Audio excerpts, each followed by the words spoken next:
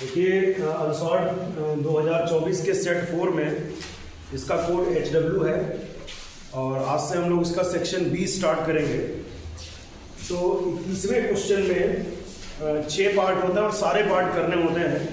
2-2 number में है ये प्रश्न। इसका पहला क्वेश्चन हम लोग ले रहे हैं। इसमें लिखा है कि सिद्ध करो कि √2 एक अपरिमेय संख्या है। ये लगता कैसे, कॉन्ट्राडिक्शन से लगता विरोधाभास।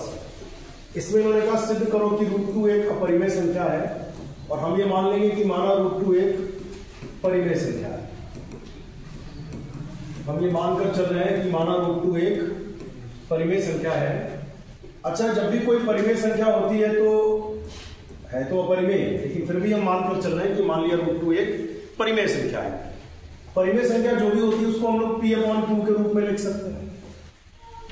परिमेय संख्या की परिभाषा ये है कि P/Q के रूप की संख्या परिमेय होती है। जहां इसमें खास बात ये लिखेंगे जहां Q is not equal to 0, जहां Q 0 नहीं है तथा P और Q का उभयनिष्ठ गुणनखंड केवल 1 है। P और Q का उभयनिष्ठ गुणनखंड केवल 1 है। या इसको दूसरी भाषा में ये कह सकते थे कि P और Q परस्पर अभाज्य पूर्णांक है। ठीक है, जहां P और Q का उभयनिष्ठ गुणनखंड केवल 1 है तथा P और Q पूर्णांक है। ये भी लिखते तथा P और Q क्या है, पूर्णांक है। इसको कम शब्दों में लिख सकते थे P और Q परस्पर अभाज्य पूर्णांक है। अभाज्य पूर्णांक का मतलब ही हो जाता कि उसमें कॉमन फैक्टर केवल 1 है। तो अभी आगे कैसे करेंगे, P = आ जाएगा, इसकी इधर मल्टीप्लाई कर देंगे Q√2। अब दोनों बच्चों में यहां लिख देना, वर्क करने पर P² = 2 का स्क्वायर करेंगे 2Q²। इसे हम दे देंगे इक्वेशन नंबर 1। अब इस लाइन से क्या स्पष्ट होगा कि अगर लेफ्ट साइड, अब देखिए दोनों पक्ष बराबर है, राइट साइड अगर 2 से डिवाइड होता है तो लेफ्ट साइड भी 2 से डिवाइड होगा। यानी इस लाइन से ये स्पष्ट हो रहा है कि P² 2 से विभाज्य है। P² 2 से विभाज्य है। इसका ये भी मतलब है कि P भी 2 से विभाज्य होगा। P भी 2 से विभाज्य होगा। इसमें दोनों पक्ष अगर बराबर हैं और RHS अगर 2 से कट रहा है तो LHS भी 2 से कटेगा। इसका मतलब P² 2 से विभाज्य है। इससे ये भी कह सकते हैं कि P भी 2 से विभाज्य है।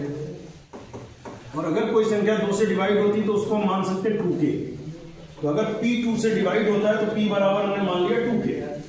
अब ये वैल्यू उठा के समीकरण 1 में रख देंगे। समीकरण 1 में P बराबर 2K रखने पर इसमें P की जगह पर हम लोग 2K पुट कर देंगे। तो जब 2K रखेंगे, P की जगह पर 2K रखेंगे, 2K का whole square is equal to 2Q²। 2 का वर्ग 4, 4K² is equal to 2Q²। फिर ये 2 से काट दो, 2 1 कम 2, 2 दूनी 4। तो फाइनली आ गया 2K² is equal to Q²। अब ये दोनों पक्ष आपस में बराबर है। अगर बायां पक्ष 2 से कट ही रहा है, बायां पक्ष 2 से डिवाइड हो रहा है, 2 से भाग करें 2 कट जाएगा। अगर लेफ्ट साइड 2 से डिवाइड होता है इसका मतलब राइट साइड भी 2 से, तो लिख सकते हैं दिस इंप्लाइज Q² 2 से विभाज्य है। Q² 2 से। इससे हम ये भी कह सकते हैं कि Q भी 2 से विभाज्य है। अब आप इसे इक्वेशन नंबर 2 दे दें इस लाइन को, और इसे इक्वेशन नंबर 3 दे दें और दोनों को एक साथ पढ़ें। इस लाइन में यह आया कि P 2 से डिवाइड होता है, इस लाइन में आया Q भी 2 से डिवाइड होता है। इसका मतलब यह हुआ कि P और Q दोनों 2 से डिवाइड होते हैं, जबकि हमने माना था कि P और Q का कॉमन फैक्टर केवल 1 है, यानी वो परस्पर अभाज्य है। तो ये तो विरोधाभास हो गया। तो यहां लिख दे रहे पहले समीकरण 2 और 3 से ये आ गया कि P और Q का उभयनिष्ठ गुणनखंड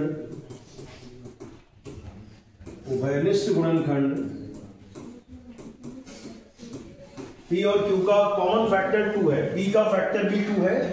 P 2 से डिवाइड होता है और Q 2 से भी डिवाइड होता है। इसका मतलब P और Q का उभयनिष्ठ गुणनखंड 2 है, जो हमारी परिकल्पना के विरुद्ध है। जो हमारी परिकल्पना मतलब जो प्रारंभ में कल्पना की थी, जो हमारी परिकल्पना के विरुद्ध है। फिर लिखेंगे अतः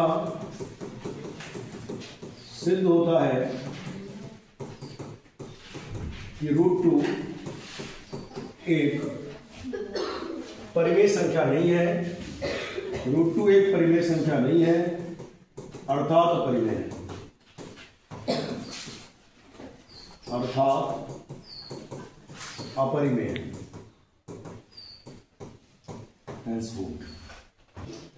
21वें का खा पार्ट, ये भी 2 नंबर में है क्वेश्चन, और त्रिकोणमिति का प्रश्न है। 1 + sec a upon sec a is equal to, हमको लाकर दिखाना है sin square a upon 1 - cos a। ये है क्वेश्चन। तो कैसे हम लोग करें इस प्रश्न को? सबसे पहले इसमें sec को हम लोग लिख ले रहे हैं 1 अपॉन cos। ट्रिग्नोमेट्री का फॉर्मूला जानते होंगे। sec को लिख सकते हैं 1 अपॉन cos, इस sec को भी लिख सकते हैं 1 अपॉन cos। अब एलसीएम लेंगे, cos a × 1 cos a + 1 upon cos a, यहां पे आएगा 1 अपॉन cos a। कुल मिला के cos a कैंसिल, ये आ गया 1 + cos a। अब मान लो अगर आप फंस जाओ, आपको कुछ समझ में ना आए, तो इसका एक और तरीका है। आप LHS सॉल्व कर लिए, RHS अलग सॉल्व कर लीजिए, दोनों बराबर आ जाएंगे। वैसे हम कोशिश करेंगे कि इसी से बना दे रहे हैं। यहां हर में 1 - cos a आ रहा है, यहां नहीं आ रहा है। एक काम कर ले, इसमें 1 - cos a से गुणा और 1 - cos a से भाग, किसी भी नंबर से गुणा और भाग कर सकते हैं। हमने यहां पर 1 - cos a से गुणा और 1 - cos a से भाग कर दिया। अब क्या होगा? ऊपर हम देखें तो वर्गांतर की स्थिति बन रही है, a + b a - b, ये हो जाता है a² - b², मतलब पहले का वर्ग माइनस दूसरे का वर्ग, बटे में वही चल रहा है 1 - cos a। एक का वर्ग एक होता है 1 - cos² अपॉन 1 - cos a। आगे बढ़ेंगे तो 1 - cos²θ, ये हो जाएगा sin² अपॉन 1 - cos a। अब ध्यान से देखेंगे तो ये क्या हो जाएगी, ये हो जाएगी RHS। देखिए 21 का पार्ट देखिए, 21 सेंटीमीटर त्रिज्या है, 21 सेंटीमीटर त्रिज्या है, तो r = 21 वाले वृत्त की कोई जीवा केंद्र पर समकोण बनाती है। केंद्र पर क्या बनाती है? समकोण। समकोण का मतलब थीटा कितना हो गया?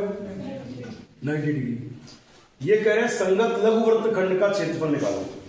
बेटा लघु वृत्त खंड के क्षेत्रफल का एक फार्मूला होता है, तो याद होना चाहिए आपको, πr² θ/360 -1/2 r² sin θ। त्रिज्य खंड बोलते तो इतना ही फार्मूला होता है, और वृत्त खंड बोलेंगे तो उसमें से -1/2 r² sin θ। इसमें हम लोग सॉल्व करेंगे तो पहले इसमें से कुछ कॉमन मिल रहा है, r² कॉमन ले लें, बचेगा πθ/360 -1/2 r² बाहर ले लिया तो sin θ। यहां पे r की वैल्यू रख दे 21² पाई की वैल्यू अगर दी हो तो 3.14, नहीं तो 22/7, तो इसमें दी नहीं है, तो पाई का मान हम लोग रख लेंगे 22/7। अब रखेंगे थीटा, थीटा यहां पर है 90 degree upon 360 degree, -1/2 sin theta, and theta is 90 degree. बस इसे सॉल्व कर लेंगे और आ जाएगा आंसर। तो 0 से 0 कैंसिल हो रहा है, 9 से काटेंगे 9 × 4 = 36, फिर 2 से काटे 2 दूनी 4, 2 1 कम 2, 2 1 कम 2, फिर 21 × 21 ऐसे ही लिख लो, 441 हालांकि गुणा पता भी हुई आपको, 11 और 7 दूनी 14, -1/2 और sin 90 का मान 1 होता है। अब 21 × 21, यहां एलसीएम कितना हो रहा है? 14। जब 14 एलसीएम लेंगे, 14 1 कम 14, 1 से गुणा करो तो 11, और 2 7 14, 7 1 कम 7। अब 7 से भाग कर लो, 7 दूनी 14 और 7 3 21, तो कुल मिला के ये आ जाएगा 21 × 3 × 11 में से 7 जाएगा तो हो जाएगा 4, और बटे में 2 है ही, फिर 2 दूनी 4, अच्छा 3 दूना 6, फिर 6 1 कम 6 और 6 दूनी 12, 126। मात्रक क्या लिखें?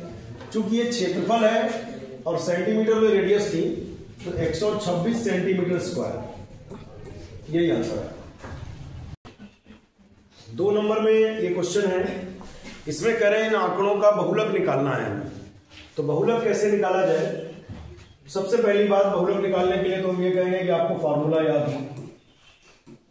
बहुलक बराबर होता है L plus F1 minus F0 upon 2F1 minus F0 minus F2 into H। Formula याद हो, साथ ही साथ तुम्हें यह भी पता हो कि इसमें L, F1, F0, F2, H है क्या ये। तो उसके लिए सबसे पहले तुम्हें L निकालने के लिए पहचानना होता है बहुलक वर्ग। बहुलक वर्ग क्या होता है? इसमें जिसकी बारंबारता सबसे ज्यादा होती है वही बहुलक वर्ग कहलाता है।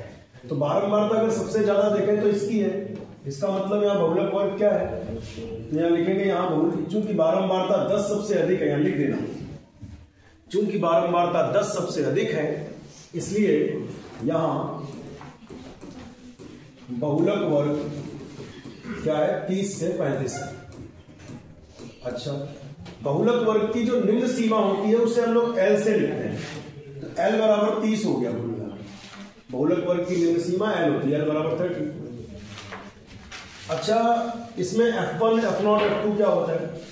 जो बहुलक वर्ग की बारंबारता होती है वो 1 नंबर की होती है, 1 नंबर की होती है बारंबारता। 1 नंबर मतलब मेरा कहने का F1। उससे पहले वाली क्या होती है? F0, और उसके बाद वाली क्या होती है? F2। सीधा सा क्लियर। ये 1 नंबर की बारंबारता होती है। 1 नंबर मतलब सबसे बड़ी, सबसे शानदार 1 नंबर की होती है बेटा। F1 हो गए, उससे पहले वाली F0, उसके बाद वाली F2। तो यहाँ पे वैल्यू पुट कर लेते हैं, सारी लिख लेते हैं। F0 की वैल्यू 9 है, F1 की वैल्यू 10 है और F2 की वैल्यू 3 है। अब ये वैल्यू इसमें पुट करेंगे और आंसर आ जाएगा। तो बहुलक यहां पर अगर देखें निकालते समय L की वैल्यू 30 रख लेंगे, F1 की वैल्यू 10 और F0 की वैल्यू कितनी? 9, 2F1 की वैल्यू 10 माइनस F0 की वैल्यू 9, F2 की वैल्यू 3 इंटू H मतलब होता है वर्ग विस्तार। तो 20 में से 15 में 5 का डिफरेंस चल रहा है, तो वर्ग विस्तार 5 का हो गया। 10 में से 9 जाएगा 1, 10 दूनी 20 और 9 3 12 गुणे 5, फिर 30 प्लस 5 बटे 20 में से 12 जाएगा तो कितना हो जाएगा? 8 से इसको भाग करेंगे। तो यहां इमेजिन करो, 0 बढ़ गया, बढ़ाया 0 लगाया दशमलव, 0 बढ़ेगा तो दशमलव लगेगा। अब जैसे ही दशमलव लगा तो यहाँ 50 हो गया। 50 में पढ़ा पढ़िए तो 8 छंग 48, जब 8 छंग 48 हुए तो बचे कितने? 2। फिर 0 चूंकि दशमलव लग चुका, 0 तो मिलेगा ही मिलेगा। 8 दूनी 16 तो कितने बचे? 4, फिर 0 तो 8 पंजे एग्जैक्ट आ गया कि 30.625, 30.625। देखिए अगला क्वेश्चन है, 4, -3 और 8, 5 को मिलाने वाले रेखाखंड को 3:1 के अनुपात में अंतः विभाजित करने वाले बिंदु के निर्देशांक चाहिए। तो इसमें तुम्हें सिर्फ फॉर्मूला याद हो, काम चल जाएगा। इसे हम लोग क्या लिखते हैं? x1 y1, पॉइंट्स को x1 y1 मान लेते हैं, इसको x2 y2 लिख लेते हैं। ये आपका m1 हो जाता है और ये आपका m2 हो जाता है। और इसके बाद अंतः विभाजन का सूत्र तुम्हें याद होना चाहिए।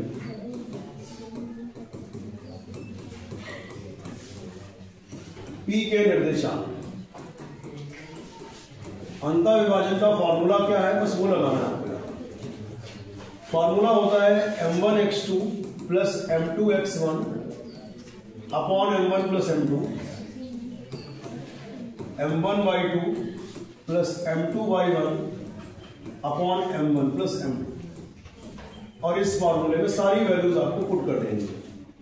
m1 की वैल्यू 3 है, x2 की वैल्यू 8 है, m2 की वैल्यू 1 है और x1 की वैल्यू 4 है, अपॉन m1 प्लस m2 यानी 3 + 1। फिर m1 की वैल्यू 3 है इंटू y2 की वैल्यू है 5 प्लस m2 की वैल्यू 1 है इंटू y1 की वैल्यू -3 है, y1 की वैल्यू -3 है, अपॉन में आएगा m1 प्लस m2 यानी 3 प्लस 1। सीधी बात है, ये उधर जाएगा 3 into 8 plus 1 into 4 upon 3 plus 1, ठीक है। 3 into 5 1 into -3 upon 3 plus 1, right. अब इसे सॉल्व करते जाइए। 3 8 24 और 4 1 4, 3 और 1 4, 3 बचे 15 और प्लस माइनस गुणा -1 3 3 और 1 4, फिर 24 4 28 बटे 4, 15 में से 3 गए 12 बटे 4 और 4 सते 28 और 4 3 12। Now answer is 7,3।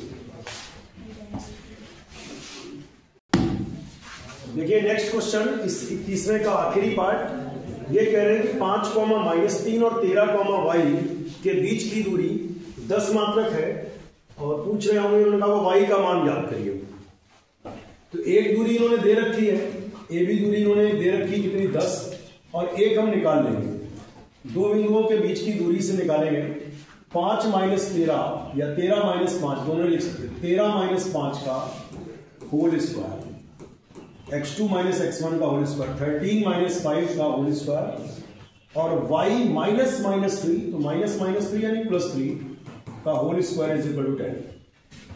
यहां आगे लिखना दोनों पक्षों में वर्ग करने पर, वर्ग करेंगे तो अंडर रूट हट जाएगा, 13 में से 5 जाएगा 8 का वर्ग, फिर y +3 का होल स्क्वायर, वर्ग करेंगे तो रूट हट गया, 10 का वर्ग कितना हो जाएगा 100, वर्ग किया तो रूट हट गया 10 का वर्ग 100, फिर y +3 का होल स्क्वायर, 8 का वर्ग 64 उधर जाएगा तो 8 का वर्ग 64 उधर जाएगा तो -64। अब होल स्क्वायर खोलेंगे तो द्विघात बन जाएगी, लेकिन नहीं खोलेंगे। 10 में से 4 गए 6, 9 में 6 गया 3, तो 100 में 64 जाएगा 36। अब दोनों पक्षों में यहां लिखेगा वर्गमूल लेने पर, ज्यादा बेहतर तरीका। y +3 = ±6। 36 का वर्गमूल याद ही होगा 6 होता है, वर्गमूल लेंगे तो प्लस माइनस लगेगा ही लगेगा। प्लस का 3 उधर गया -3 प्लस -6। अब एक बार यहां पर प्लस साइन ले लेंगे -3 + 6, और एक बार यहां पर माइनस चिन्ह ले लेंगे -3 - 6। तो आंसर आएगा 6 में से 3 जाएगा 3, और समान चिन्ह जुड़ेंगे 6 और 3 9। तो मिला के y के दो मान संभव होंगे, y = 3 और y = -9। क्वेश्चन नंबर 22 में अब यहां से 4 नंबर के प्रश्न स्टार्ट हो जाते हैं, और इसमें हमें 6 पार्ट दिए होते हैं, इनमें से 5 प्रश्न करने होते हैं कोई। तो द्विघात बहुपद है ये कह रहे हैं इसके शून्यक निकालो और शून्यकों और गुणांकों के बीच में संबंध स्थापित करो। जब भी किसी द्विघात बहुपद के शून्यक चाहिए हो, शून्यक चाहिए तो हमने सिखाया हमेशा शून्य कर दो, शून्यक चाहिए तो शून्य कर दो, पता चल जाएगा कब ये शून्य हो रहा है। तो फैक्टर करेंगे 4 × 3 = 12, 12 के ऐसे फैक्टर करो घटाने पर 1 आ जाए, तो सीधी सी बात है 4 × 3 = 12 और 4 में से 3 जाएगा तो 1। तो 3x² माइनस, यहाँ पे 1 है, 1 को लिख देंगे 4 - 3 x - 4 = 0। 4 में से 3 गया 1, 1 × x होता है। 3x² माइनस का 4x माइनस माइनस प्लस का 3x -4 = 0। पहले दूसरे में x कॉमन है, x कॉमन तो 3x और x कॉमन तो 4। इन दोनों में प्लस का 1 कॉमन तो 3x - 4 = 0। अब 3x - 4 पूरे में कॉमन बचेगा, x + 1 = 0। एक बार पहला फैक्टर = 0, -4 उधर गया +4, x = 4/3, ये पहला शून्य का। फिर x + 1 = 0, +1 उधर गया तो -1। तो इसके दो शून्यक निकल के आ रहे हैं बेटा। फाइनल आंसर में इस तरीके से लिख दीजिएगा, यथा शून्यक -1, 4/3, दो शून्य का पूरा नहीं। अब इसमें शून्यकों और गुणांकों के बीच में संबंध की सत्यता की जांच भी करनी है। तो शून्यकों और गुणांकों के बीच में दो संबंध होते हैं, आपने पढ़ा होगा। एक संबंध ये होता है α + β is equal to minus b upon a, इसे वेरीफाई करना है। और एक संबंध होता है alpha into beta is equal to c upon a, या अचर पर बटे एक्स स्क्वायर होगा। ये दोनों संबंध हमें वेरीफाई करने हैं, मतलब सत्यापित करना है कि ये ठीक होते हैं। इसमें अल्फा बीटा क्या होता है आपको बताएं, जो शून्य निकलते हैं इनको अल्फा बीटा मान लेते हैं। तो now alpha is equal to -1 and beta is equal to 4/3। पहला शून्य अल्फा मान लो, कोई भी अल्फा मान लो, इसे अल्फा मान लो, इसे बीटा मान लो, या चेंज कर लो, कोई दिक्कत नहीं। अब एबीसी क्या होते हैं, जो यहां पर होते हैं, ए होता है x² का गुणांक यानी 3, बी होता है x का गुणांक यानी -1, और सी होता है अचर पद यानी -4।